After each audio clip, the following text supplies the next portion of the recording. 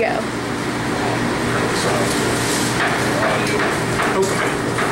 What's your opinion about food distribution in Chattanooga? As far as, like, is there local distribution? Yes. Do I think it's good? I mean, obviously all the big companies have come in and really driven the mom and pops out. And there are still several in town, probably 3 broadline distributors. There's 3 or 4 produce companies. And then, you know, there's a lot of different mom and pop, like we get our coffee from Chat, which is a local place.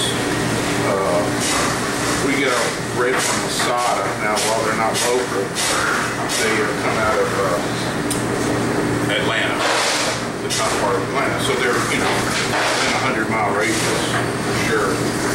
And then, you know, as far as, you talk about food service, right? Mm-hmm. Yeah, it's all right. It's not great. I mean, there's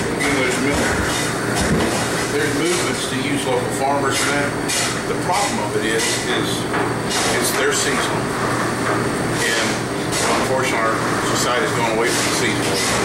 So we have to go get, so we have to have tomatoes. And we'll buy, you know, 50 pounds of tomatoes 2 or 3 times a week, let's say. And they're not able to produce it. And then there's the cost. And, you know, I think one of your questions was cost versus, what was it? It was like the quality of the food. Quality food to the, and that's a fine line we walk. Because obviously I have a budget like everybody else and everything else. I have to be. But, you know, we try to get as much, our produce bill is way more than our frozen bill. Nice. And which makes, I mean, if I'm ever over budget, it's in produce and meat. And so we eat a lot of fresh stuff. A lot of fresh stuff. And so that makes it nice. I'm sorry. Does that answer your question? Yes, sir. That's great. Kind of along the same lines, where do you order your food from and why? Well, I work for a national contractor, and there's national contracts. So currently I order from Wood Fruitifer, which is out of Birmingham, Alabama. And I order produce from Dixie, which is local. I order Masada bread. Our milk comes from Mayfield. Both come from local. Consider really food. Pretty much it. Is price or health most important? Health. But it has to be, I mean, it is price and health together.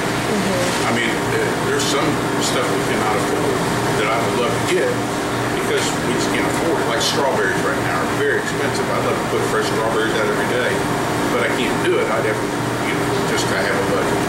Do you see that being a problem in Chattanooga? Of people with a low budget not being able to afford healthy food? Like commercially or individually? Individually. No, I don't think that's a problem. I mean, all prices are going up. Beef incredibly is going up and that kind of stuff. It puts it out of reach. And junk food's always cheaper because it's made from junk. And so, you know, that's the thing. And I was telling her, I heard an interesting NPR piece on Navajo Indians and how their obesity rate is way above the national average. And they have food deserts. Most of their stores carry 8% fast food or junk food, have no nutritional value. And, you know, after generation eating that, that's what they're used to. But the flip side of it is, I was telling her, I watched the thing on TV from PBS, and it was talking about victory gardens, which was during World War II. And a lot of people took responsibility for their own foods. You know, and anybody can grow vegetables pretty much anywhere. I mean, you can grow them in pots, whatever you want to do. But we've gone away from our connection to food, and a lot of people don't even know where certain foods come from. I just butter. Hey, will you turn that butter off for me? I just burned it. No. And so anyways, that's that. What do you think about foods being organic? Oh, I like the idea. Yeah, I wish there were more available at a price that we could do. We do have a lot of organic products that we carry, but availability once again and that kind of stuff. What do you think about GMOs? I don't know enough to speak about it, to tell you the truth. I mean, you know, my gut reaction is it's not a great idea, altering something. But we've been altering food for a long, long time. But I don't know about genetics and the implications of it. If I had my choice, I wouldn't buy it. I mean, if I had a regular or GMO, I wouldn't buy the GMO. How often do you receive food for the cafeteria? Every day. Wow. Is there anything else food related in Chattanooga that you see as really important?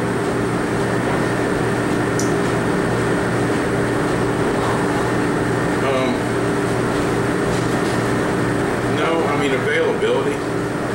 But the problem is there's a group that goes around and sells produce out of a trailer, a big huge trailer. I can't remember what it's called, but it's a funded project to bring vegetables and that from the inner city. Well, the problem is nobody knows how to cook them, so a lot of them don't sell them.